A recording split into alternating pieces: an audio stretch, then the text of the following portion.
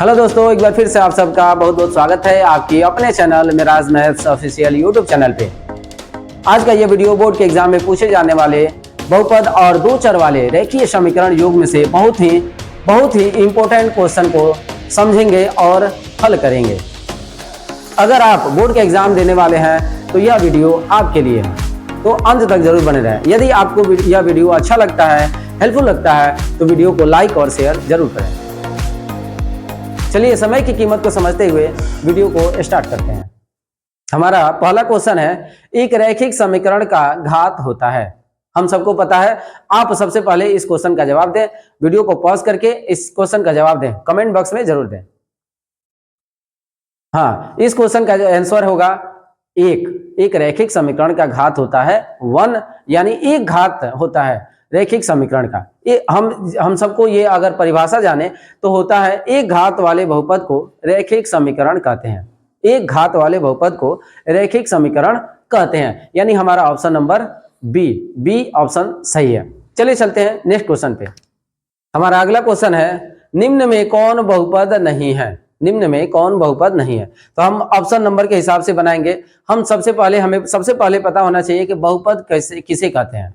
हमें सबसे पहले पता होना चाहिए कि बहुपद किसे कहते हैं।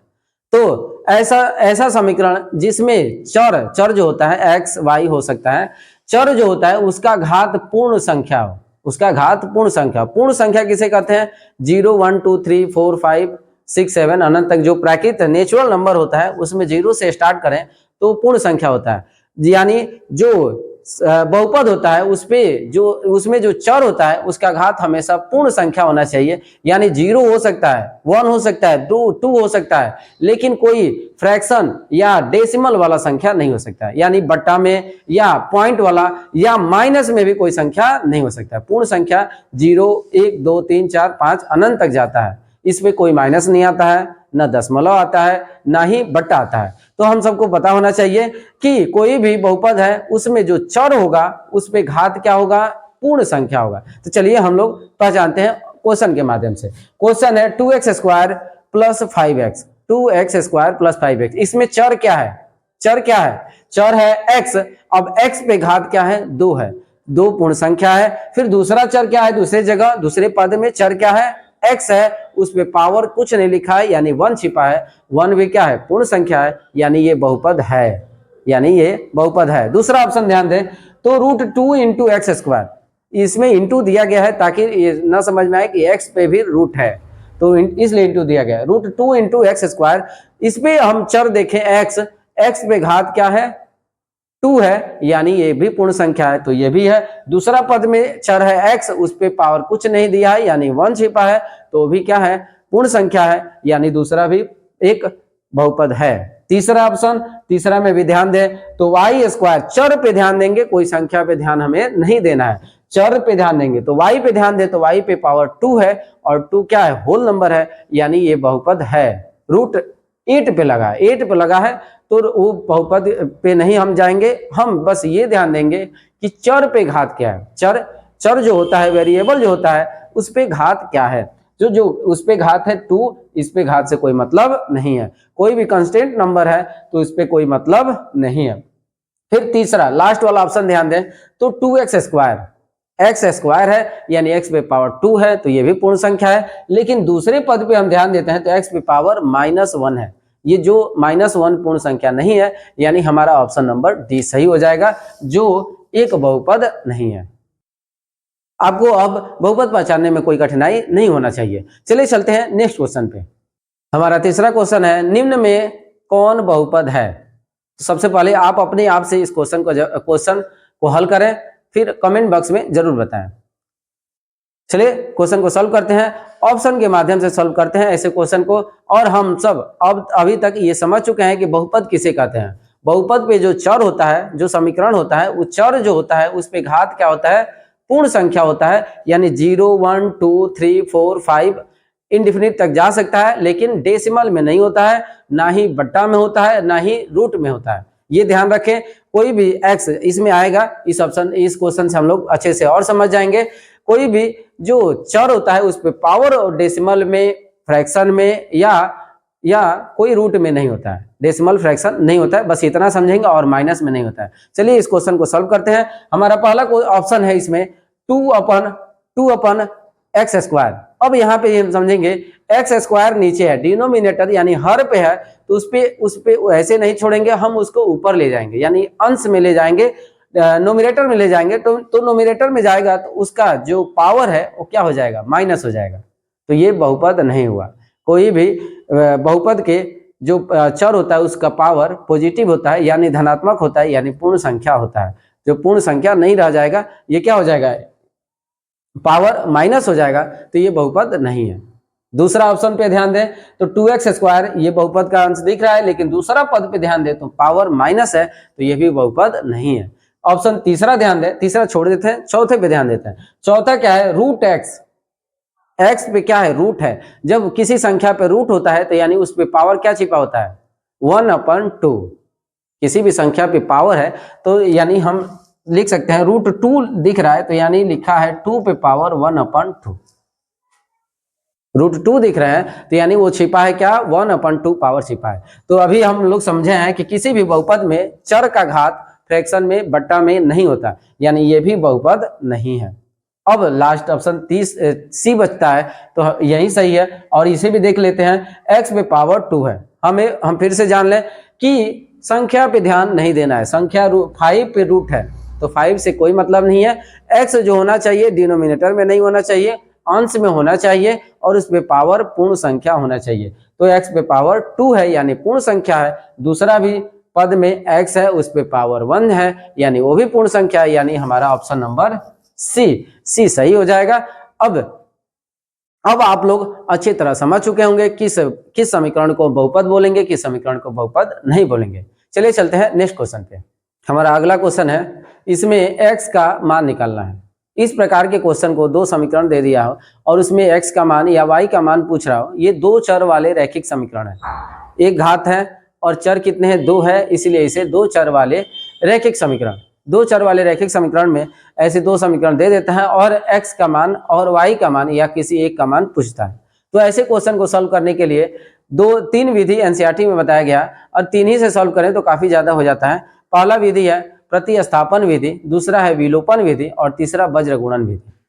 प्रतिस्थापन विधि, विलोपन विधि और वज्र गुणन विधि। प्रतिस्थापन विधि में किसी एक समीकरण को सॉल्व करके हल करके y का मान या x का मान निकालते हैं। एग्जैक्ट मान नहीं निकलता है, y का मान निकालेंगे तो बराबर के दूसरी तरफ x भी रहेगा। अब उस y के वैल्यू को पहले वाले समीकरण में पुट कर देंगे, भर देंगे, तो उससे एग्जैक्ट x का मान आ जाएगा। y का मान भरेंगे तो उसमें x रहेगा और y की जगह पे x आ जाएगा, तो x का मान आ जाएगा। दूसरा प्रतिस्थापन विधि हो गया, ये प्रतिस्थापन विधि है। विलोपन विधि, विलोपन विधि में दो चर है, x है और y है। दोनों समीकरण में x चर को या y चर को, मतलब एक चर को बराबर करते हैं और दूसरा चर का मान आ जाता है। जैसे अगर एक चर को इसमें बराबर कर दें, यहाँ पे x 14x है, यहाँ पे है 3x, दोनों इक्वल नहीं है, बराबर नहीं है, तो बराबर कर सकते हैं हम। या दूसरा y पे देखें, y चर पे ध्यान दें तो 3y है यहाँ पे और यहाँ पे y है, तो इन दोनों को बराबर कर दें तो दोनों को घटा या जोड़ करके हम इसे कटा देंगे, दूसरे चर का मान आ जाएगा। तो प्रतिस्थापन विधि भी बहुत इजी होता है, हम लोग विलोपन विधि भी बहुत इजी होता है, हम लोग विलोपन विधि से इसे सॉल्व करते हैं।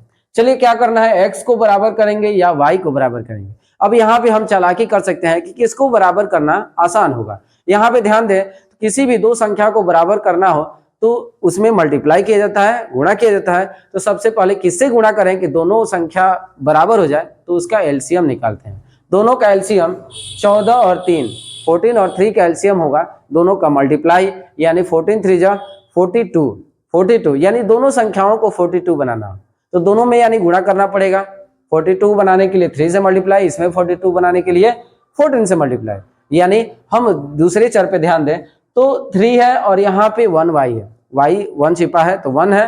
3 और 1 का एलसीएम हम सबको पता है कि 3 आएगा, 3 और 1 का एलसीएम 3 आएगा। तो 3 बहुत ही आसान है क्योंकि 3 पहले से है, बस सिर्फ इसको 3 बनाना है। एक समीकरण पहले से है, दूसरे समीकरण में किसी के वैल्यू चेंज करके, मतलब मल्टीप्लाई करके उसके बराबर लाना है। तो ये आसान है क्योंकि सिर्फ एक में मल्टीप्लाई करना पड़ेगा। तो हम y को बराबर करते हैं, y को बराबर करने के लिए इसमें किससे मल्टीप्लाई करेंगे, 3 से, क्योंकि यहाँ पे पहले वाले समीकरण में 3y है और दूसरे वाले समीकरण में केवल y है, तो इसमें 3 से मल्टीप्लाई कर दें और तब देखेंगे। अब ध्यान देते हैं, पहले लिख देते हैं, हल करना है तो 14x प्लस 3y बराबर 8 हमें मल्टीप्लाई करना है। इसमें किससे मल्टीप्लाई, 3 से। 3 से मल्टीप्लाई करेंगे तो 3 3 जा 9x प्लस 3y बराबर 3 1 जा 3।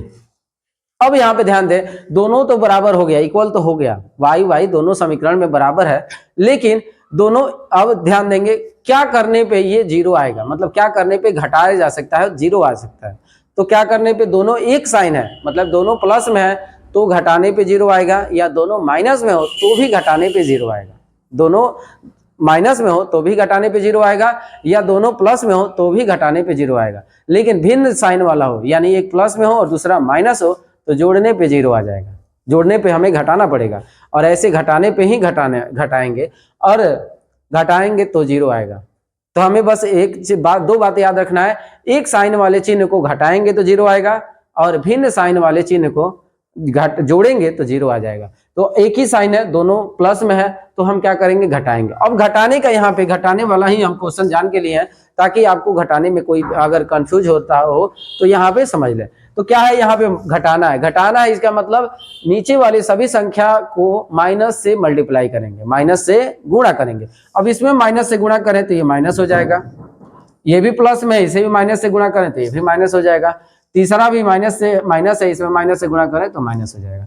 अब यहाँ पे ध्यान देते, ये प्लस में है, ये माइनस हो गया, ये चिन्ह अब नहीं रहा, दूसरा नीचे वाला चिन्ह हो गया नीचे वाले समीकरण का। तो ये प्लस में ही माइनस में बराबर है तो घट जाएगा, 0 आ जाएगा। दूसरा ये प्लस में है, ये माइनस में है तो घटाएंगे, 14 में से 9 गया, 14 माइनस 9 5x हो, 5x बचेगा। फिर इक्वल, अब 8 में से 3 गया तो क्या बचेगा, 5 बचेगा। इस तरह से हमें मिला 5x इक्वल टू 5। अब यहाँ पे ध्यान दे तो 5 से 5 कैंसिल हो सकता है, यहाँ पे भी कटा सकते हैं या उधर छोड़ सकते हैं, यानी x बराबर आ गया 1। हमारा यहाँ पे आंसर आ गया, x का वैल्यू है 1, यानी हमारा ऑप्शन नंबर ए सही है। आपको यदि वीडियो अच्छा लग रहा हो, हेल्पफुल लग रहा हो, तो वीडियो को लाइक और शेयर करें, और इस चैनल को भी सब्सक्राइब करें, ताकि आने वाला वीडियो सबसे पहले आपको मिले। चलिए चलते हैं नेक्स्ट क्वेश्चन पे। अगला क्वेश्चन है, के किस मान के लिए समीकरण समपाती है। के किस मान के लिए समीकरण समपाती है। हम लोग को इसमें तीन टर्म आता है, समपाती, प्रतिच्छेदी और समानांतर।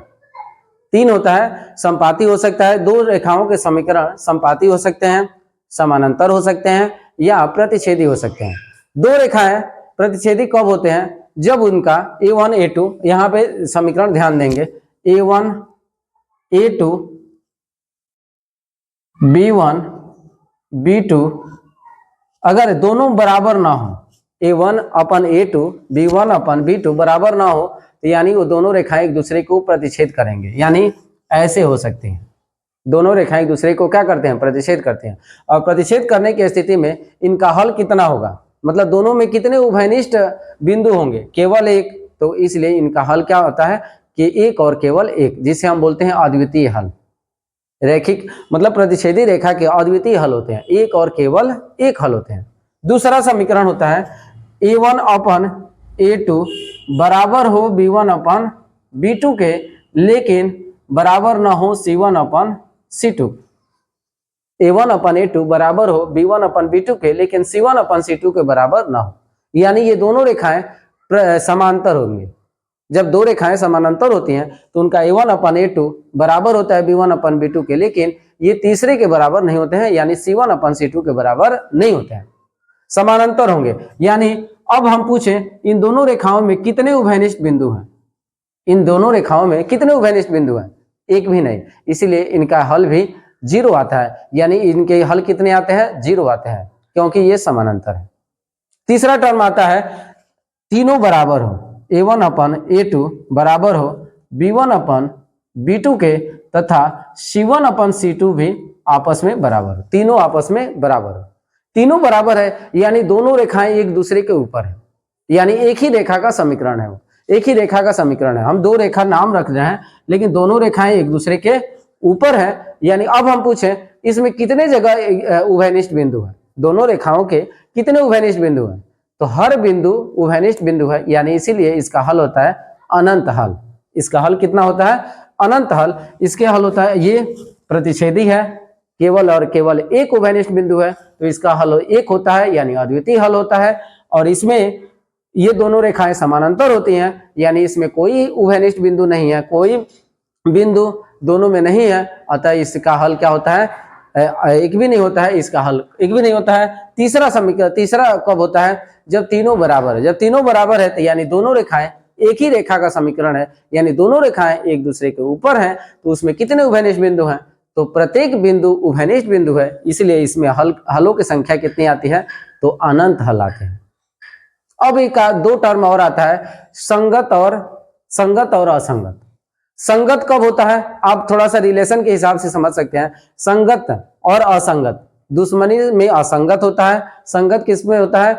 भाई भाई संगत हो गए या रिलेटिव भी संगत हो गए, तो एक दूसरे से कभी ना कभी मिलते हैं, मिल रहे हैं तो संगत है, नहीं मिल रहे हैं तो असंगत है। अब बताइए यहाँ पे दोनों रेखाएं एक दूसरे से मिल रही हैं? नहीं मिल रही हैं, तो ये क्या है? असंगत है। यहाँ पे दोनों एक दूसरे से मिल रही हैं, ये तो हर जगह मिल रही है, यानी फैमिली मेंबर है, हर साथ ही रह रहे हैं, तो फैमिली मेंबर है, यानी ये संगत है। संगत कौन नहीं है? असंगत कौन है? यानी दोनों कभी भी एक दूसरे से नहीं मिलेंगे। दोनों एक दूसरे से कभी नहीं मिलेंगे। कब नहीं मिलेंगे? जब समानांतर होंगे। जब समानांतर कब होंगे? जब A1/A2 बराबर हो B1/B2 के, लेकिन C1/C2 के बराबर न हो। आई होप आप लोग को यह अच्छे से समझ में आ गया होगा। संगत असंगत, संगत कब होगा? जब दोनों रेखाएं एक दूसरे से कभी ना कभी मिल रही हो तो संगत होगा, अगर नहीं मिल रही हो तो असंगत होता है। अब चलिए चलते हैं, क्वेश्चन को सॉल्व करते हैं। इसमें भी निकालना पड़ेगा हमें A1/A2, B1/B2 और C1/C2। बोल रहा है कि संपाती हैं। संपाती कब होंगे? जब तीनों बराबर हो, A1/A2 बराबर हो B1/B2 के और बराबर हो C1/C2 के। तो हम सबको पता है कि बराबर होगा, तो इसमें देखेंगे किसमें y k का मान दिया है, b में दिया है, तो हम निकालेंगे B1/B2 और A1/A2 से तुलना कर दें तो k का मान आ जाएगा। यानी हम निकालें, इसे मिटा देते हैं, हमें निकालना पड़ेगा A1/A2 बराबर B1/B2। हम सबको पता है कि दोनों रेखाएं क्या है? संपाती है। संपाती होने की स्थिति में k का मान ज्ञात करना है। संपाती कब होंगे? जब तीनों बराबर हो, यानी A1/A2 बराबर हो B1/B2 के और C1/C2 के भी बराबर हो। तो हम सिर्फ दो लेंगे। A1/A2 क्या बराबर है B1/B2 के? वो तो बराबर हमें करना है। क्या k के मान रखें, k की जगह पे क्या रखें कि वो A1/A2 के बराबर हो जाए, तो इससे हमारा आंसर आ जाएगा। हम लिख सकते हैं इसमें A1 किसे कहते हैं? x के गुणांक को, B1 किसे कहते हैं? y के गुणांक को, C किसे कहते हैं? अचर पद को। दूसरे समीकरण में दूसरा समीकरण है, इसीलिए 2 रखेंगे। A1 x के गुणांक को, A2 x के गुणांक को, B2 y के गुणांक को और C अचर पद। ये ध्यान रखेंगे दोनों में C जो होना चाहिए, दोनों या तो बराबर के उधर हो या दोनों बराबर के इधर हो। इधर हो तो भी राइट हमारा आंसर आएगा, उधर हो तो भी राइट आंसर आएगा। हम अगर कंफ्यूजन हो रहा हो तो दोनों को इधर ला लेंगे, तब उसे सॉल्व करेंगे, तभी भी हमारा आंसर सही आएगा। अब यहाँ पे ध्यान देते हैं A1/A2 बराबर B1/B2 के निकाल के हम लिख चुके हैं A1 x के गुणांक 1 और दूसरे समीकरण में x का गुणांक 3 है, यानी A2 3 है। पहले समीकरण में y का गुणांक 5 है, तो B1 का मान 5। दूसरे समीकरण में y का गुणांक k है, यानी y का B2 का मान k है। अब इसी को हम भर दें तो हमारा आंसर आ जाएगा। A1 का मान है 1, A2 का मान है 3 बराबर B1 का मान है 5 और B2 का मान है k। अब आप सबको ये अच्छे समझ में आया होगा। अब चलते हैं, इसको सॉल्व करते हैं। k में किससे गुणा करना पड़ेगा? यदि क्रॉस मल्टीप्लिकेशन करें, कैसे गुणा करें, तो k में किससे गुणा करेंगे? 1 से, तो k1 जा k ही आएगा। फिर 3 और 5 में मल्टीप्लाई, 3 5 15, 3 5 जा 15।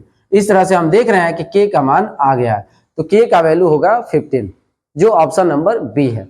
आई होप आप लोग को ये क्वेश्चन समझ में आया होगा और इससे पहले वाला जो क्वेश्चन कंसेप्ट था वो भी अच्छे से समझ में आया होगा। कब संपाती होता है, कब संगत होता है, कब प्रतिच्छेदी होता है, ये इस बार के बोर्ड के एग्जाम में भी जरूर आएगा, हर बार आता है, इस बार भी आए।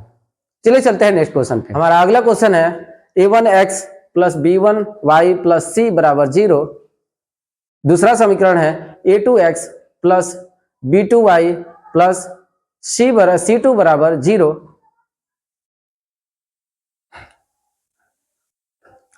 का एक अद्वितीय हल होगा। अब अभी हम लोग समझे हैं कि दो समीकरण दिया हो, अद्वितीय हल यानी एक और केवल एक कब हल होगा, जब एक बिंदु उभयनिष्ठ होगा। एक बिंदु कब उभयनिष्ठ होगा, जब दो रेखाएं एक दूसरे को प्रतिच्छेद करती हैं। प्रतिच्छेद कब करेंगे, तो a1/a2 बराबर हो नहीं हो b1/b2 के। a1/a2 not equal to b1/b2, तो दोनों रेखाएं प्रतिच्छेदी होती हैं, यानी दोनों के हल क्या होते हैं, अद्वितीय होता है, एक और केवल एक होता है, जो हमारा ऑप्शन नंबर सी है। चलिए चलते हैं नेक्स्ट क्वेश्चन पे।